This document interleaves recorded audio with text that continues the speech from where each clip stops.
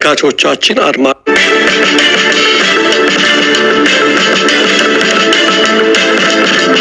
ሰላም ጤና ይስጥልን። ውድ ተመልካቾቻችን አድማጮቻችን ከሰዓቱ አበይት መረጃዎች ጋር እኔ ደረጀ ሀብተ ወልድ ነኝ። በቅድሚያም ሰሞኑን ከፋኖ ወደ ብልጽግና የተቀላቀሉት እነ ኮሎኔል ፋንታሁን ሙሀባ እነ ማስረሻ ሰጤና ሌሎች ጓደኞቻቸው በተያዘላቸው ፕሮግራም መሰረት የመዲናዋን ኮሪደር እንዲጎበኙ እየተደረገ ነው። የአድዋ ሙዚየም መታሰቢያንና አንዳንድ ቦታዎችን እንዲጎበኙ እየተደረገ ነው። በትናንትናው ዕለትም ሱፍ ለብሰው ጸጉራቸውን ተስተካክለው መግለጫ እንዲሰጡ ተደርገዋል። እንግዲህ በዚህ ሂደት ላይ መሬት ላይ ያሉ ጓዶቻቸው ሲታወሷቸው ህሊናቸውን ምን እንደሚሰማቸው ለነሱ መተው ነው።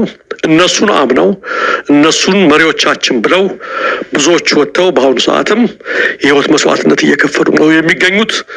የተወሰኑት ግን እነሱ ማለት ነው የተጠቀሱት ሰዎች ይሄን በማድረግ ይገኛሉ። እንግዲህ ከዛ ከወጡለት ታላቅ ዓላማ ይሄ ምቾት ከበለጠባቸው ምን ይደረጋል?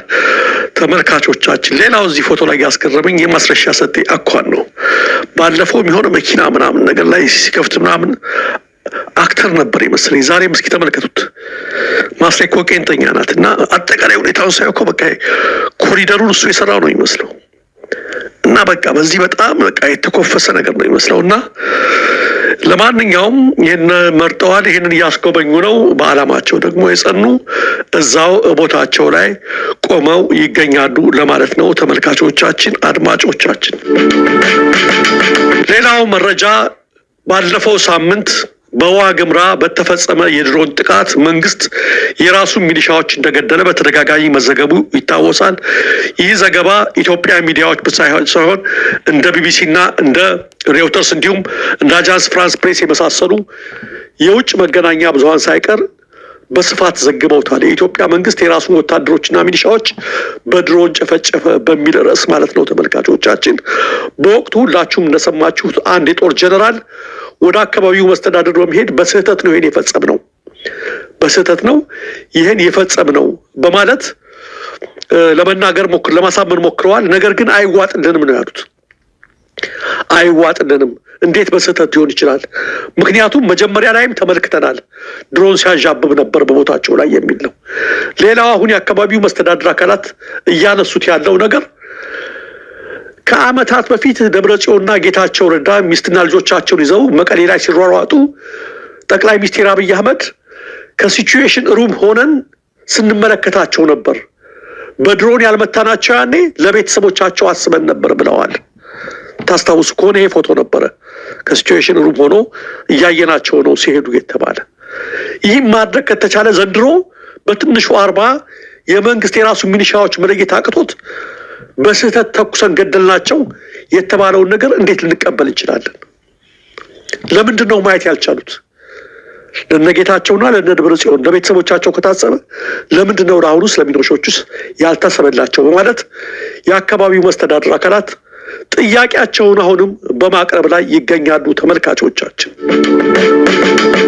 ሌላው ይሄ የምትመለከቱት የወልዲያ ኪዳነ ምሕረት ቤተክርስቲያን አገልጋይ የሆነው አቤል ተፈራ የተባለ ወጣት ሰሞኑን በጥምቀት በዓል ላይ ፕሬዝዳንት ታዬ አጽቀሥላሴ ይህን ልብስ ለብሰው መውጣታቸውን ተከትሎ በማህበራዊ ትስስር ገጹ ላይ እንደምትመለከቱት ክቡር ፕሬዝዳንት የለበሱት ሰንደቅ ዓላማ ለእስር እንደሚዳርግ አያውቁም ወይ በማለት በመጻፉ ፕሬዝዳንቱን ተችተዋል ተብሎ ለእስር መዳረጉን አሁን የደረሰን መረጃ ያመለክታል። ተመልከቱ እንግዲህ ምንም አላለም እኮ ፕሬዝዳንቱ ይሄንን ሰንደቅ ዓላማ ለብሰው አያቸው። የጥምቀት በዓል ምዕመናንና ሌሎች እንዳይለብሱ ይደረጋል። እሳቸውን እኮ አልተችም፣ አልተናገራቸው። ክቡር ፕሬዝዳንቱ ያደረጉት ልብስ በአዲስ አበባ በኦሮሚያና በአንዳንድ አካባቢዎች እንደሚያሳስር አያውቁም ወይ ብሎ ነው የጠየቀው። እና ይሄን እንኳን ለመጠየቅ እንዴት ነው መብት እንጣ? ይሄን ለመጠየቅ እንዴት ነፃነት እንጣ? በጣም የሚገርም ነው። ይሄን በመጠየቁ ፕሬዝዳንቱን ተችታል ተብሎ ለእስር ተዳርጓል። ተመልካቾቻችን አድማጮቻችን፣ ወደ ሌላው ጉዳይ ስናልፍ አቶ ክቡር ገና ወቅታዊውን የትራምፕና የኢትዮጵያ ሁኔታ አስመልክተው ጠንከርና በሳል ጽሑፍ ጽፈዋል። አጠር ያለች ናት፣ እንደሚከተለው አቅርባታለሁ። ትራምፕ እያንኳኩ ነው፣ በሩን ከመክፈታችን በፊት መላ እንምታ ነው ያሉት ክቡር ገና።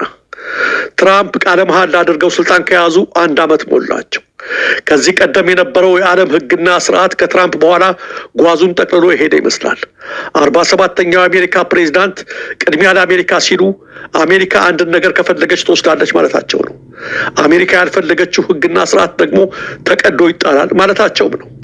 ፕሬዚዳንት ትራምፕ ለግብፁ ፕሬዚዳንት አብዱል ፈታህ አልሲሲ በጻፉት ደብዳቤ በህዳሴው ግድብ የተፈጠረውን አለመግባባት ልሸምግል ብለው እጃቸውን ሰደዋል። የደብዳቤው መንፈስ የወዳጅነት ቢመስልም መልእክቱ ግን ለመዋጥም ለመጥፋትም የማይመች ነው።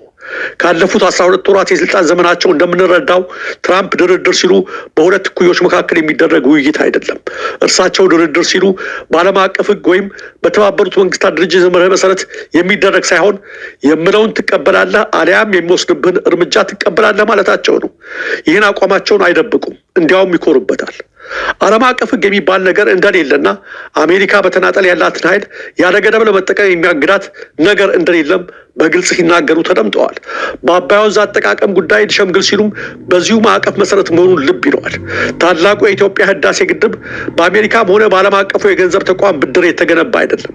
ሀሳብም የመነጨው ከየትኛውም የውጭ አካል አይደለም። በኢትዮጵያውያን ላብ ጉልበትና መዋጮ የተገነባ ሀገራዊ ሀብት ነው። ግድቡ የኃይል ማመንጫ ብቻ ሳይሆን በራስ መተማመንን የሚያጎናጽፍ ብሔራዊ ኩራት ነው።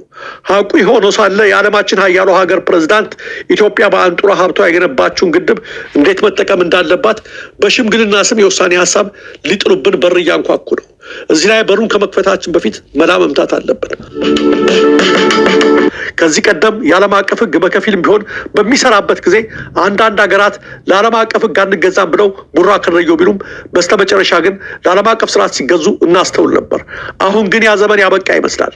በቅርቡ በቬንዙዌላ፣ በግሪንላንድ፣ በዩክሬን፣ በታይዋንና በደቡብ ቻይና ባህር የሆነውን አይተናል። ከሩቅ ስንሰማውና ስናየው የነበረው በአባይ በኩል ከደጃፋችን ደርሷል። ኃይል ስርዓትን ሲተካ ዲፕሎማሲ ቲያትር ይሆናል። ውልና ስምምነቶች የመድረክ ጌጦች ይሆናሉ። የድሃና የትንንሽ ሀገሮች ዕጣ ፈንታም በሀያላኑ ይወሰናል። በዚህ ፈታኝ ወቅት ኢትዮጵያ ምን ማድረግ አለባት? በትህትና ፈገግ ማለት አለባት ወይስ ክቡርነቶ ለውስጥ ጉዳያችን ትኩረት ስለሰጡ እናመሰግናለን እንበል? በፍጹም ድምፃችንን ማሰማትና በአንድ ላይ መቆም ነው ያለብን። ይህን ስናደርግ ግን በግብዝነትና በግብታዊነት ሳይሆን በሰከነ መንፈስና ግልጽነትን በመፍጠር ነው። ግድቡ በኢትዮጵያን አንጡራ ሀብት የተገነባ በመሆኑ ማንም የውጭ ኃይል ግድቡን እንዴት መጠቀም እንዳለብን መመሪያ ሊሰጠን እንደማይችል ግልጽ ማድረግ፣ ፍትሐዊ የውሃ ሀብት አጠቃቀም መብት እንጂ በማንም መልካም ፈቃድ የሚገኝ እንዳልሆነ ግልጽ ማድረግ፣ ለአፍሪካ ችግሮች አፍሪካዊ መፍትሄዎች አማራጮች ሳይሆኑ መሰረታዊ መሆናቸውን ግልጽ ማድረግ ይጠበቅብናል። ውድ አንባቢያና አድማጮች ሆይ ይህ ጉዳይ የኢትዮጵያ ጉዳይ ብቻ አይደለም። እያንዳንዱን የአፍሪካ ሀገር ጉዳይ ይመለከተዋል። ምክንያቱም ዛሬ በውሃ ሀብት ርዕሰ ጉዳይ የተጀመረው ጣልቃ ገብነት ነገ በማዕድን፣ በንግድ፣ በግዛት ሉዓላዊነትና በመንግስት ስርዓት ጉዳይ አጀንዳ ሆኖ የማይመጣበት ሁኔታ የለም።